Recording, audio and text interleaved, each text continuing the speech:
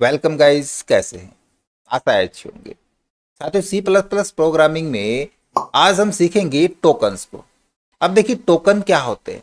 देखिए टोकन एक small individual elements होते हैं। अब ये स्मॉल इंडिविजुअल एलिमेंट्स क्या होते हैं, इसको मैं थोड़ा सा आपको डिफाइन करा दूं। आप कोई भी लैंग्वेज सीखते हैं, आप इंग्लिश सीखते हैं, तो उसके लिए सबसे पहले आपको क्या सीखने की जरूरत पड़ेगी?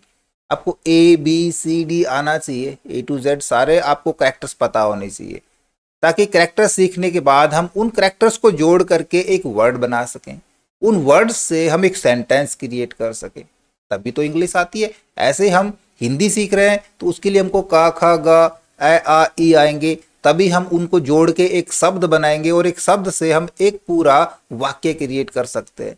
इसी प्रकार हम कोई भी प्रोग्रामिंग लैंग्वेज सीखते हैं तब उसके लिए सबसे जरूरी होता है टोकन्स को सीखना।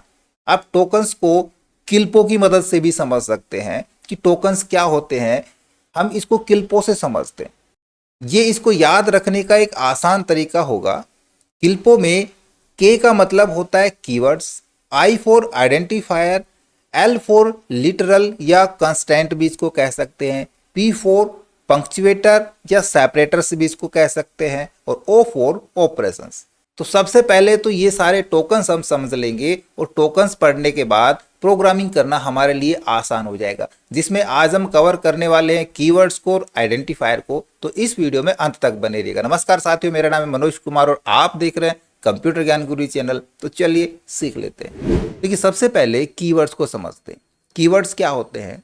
देखिए किसी भी प्रोग्रामिंग भाषा द्वारा पहले से रिजर्व किए हुए कुछ शब्द होते हैं, जैसे if, while, do while, for, break, continue, int, float, char, double, इस प्रकार से इन सभी का कुछ विशिष्ट कार्य और अर्थ होता है जिसके लिए इनका उपयोग किया जाता है। जैसे हमने कोई भी इंटीजर वैल्यू लेनी है तो उसके लिए इंट लेते हैं, हमने लूप चलाना है तो डू व्हाइल का या फोर लूप का यूज करते हैं।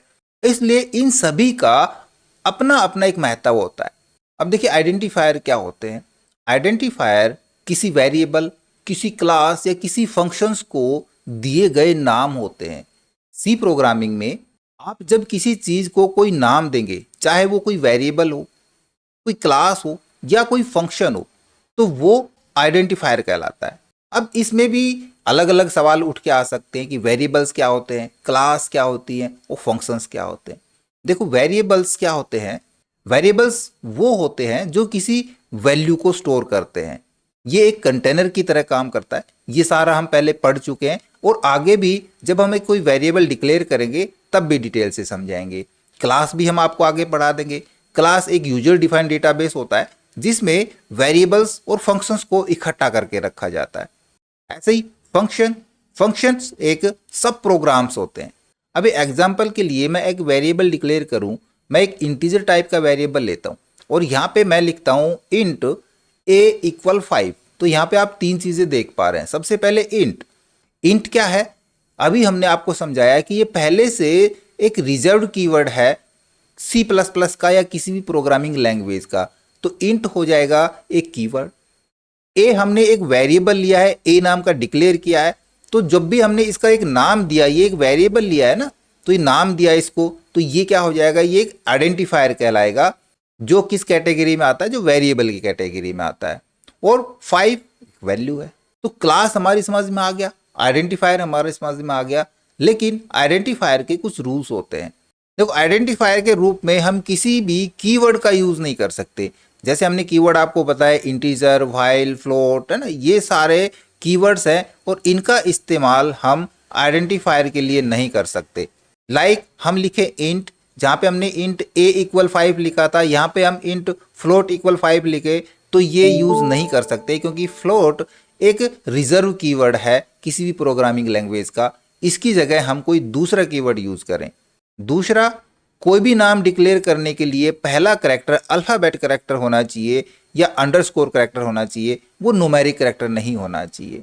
तीसरा, हम अंडरस्कोर के अलावा कोई अदर सिंबल यूज नहीं कर सकते आइडेंटिफायर के लिए। एग्जाम्पल के लिए यदि मैं लिखता हूं ए अंडरस्कोर तो ये सही होगा, और यदि मैं ए के साथ हैश साइन यूज करा दूं या @ साइन यूज करा दूं तो ये अलाउ नहीं करेगा। किसी भी आइडेंटिफायर के लिए हम किसी करैक्टर के बीच में या किसी वर्ड के बीच में स्पेस यूज नहीं कर सकते, स्पेस अलाउड नहीं होता है। एग्जाम्पल के लिए मैं यहाँ पे लिखूँ हेलो फ्रेंड्स, तो यहाँ पे हेलो और फ्रेंड्स के बीच स्पेस नहीं हो सकता, इसकी जगह हम अंडरस्कोर का यूज कर सकते हैं। पांचवा और आखिरी रूल है कि आइडेंटिफायर केस सेंसिटिव होते हैं। यदि हमने कोई वेरिएबल स्मॉल ए से डिक्लेयर किया है और उसको बाद में जब हम कॉल कराते हैं तो स्मॉल ए को ही कॉल कराएंगे, ना कि कैपिटल ए को कॉल कराएंगे। कैपिटल ए एक अलग से वेरिएबल हो जाता है और स्मॉल ए एक डिफरेंट वेरिएबल होता है। इसी प्रकार नेक्स्ट वीडियो में हम नेक्स्ट टोकन को पढ़ेंगे, लिटरल्स को, या दूसरी भाषा में कहें तो कांस्टेंट को। तो लगातार बने रहिएगा। आशा करूंगा वीडियो आपको जरूर अच्छा लगा होगा। इसी प्रकार अच्छे अच्छे वीडियो देखते रहने के लिए लगातार हमारे साथ बने रहे। हमारे वीडियोस को ज्यादा से ज्यादा दोस्तों में शेयर करें, हमें लाइक करें, और यदि नए हैं पर चैनल पे तो हम सब्सक्राइब जरूर कर लें।